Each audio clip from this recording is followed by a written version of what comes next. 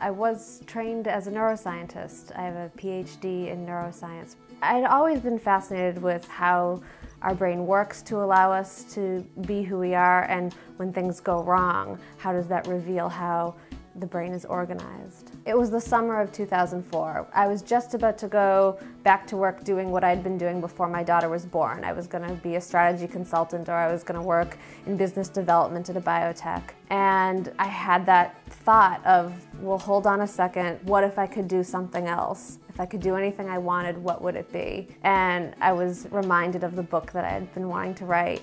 So I took a deep breath and I said, all right, I'm not going back to work, I'm going to write a novel instead.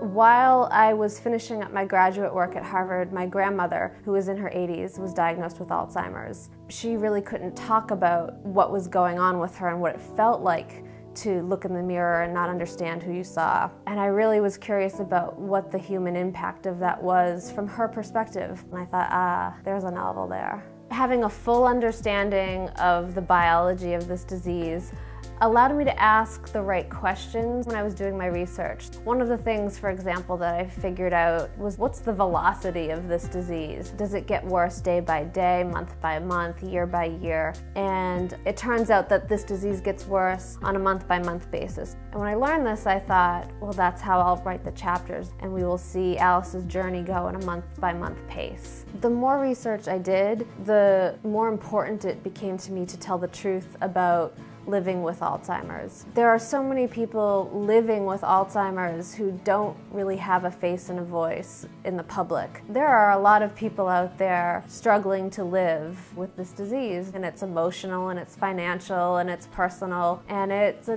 difficult journey. And so the more people I came to know personally with Alzheimer's, the more important I felt it was to tell this story respectfully and truthfully. And I think that the book provides some comfort to people who are living with it, and I hope that people who have not yet been touched by it can gain a sense of appreciation for someone else's story.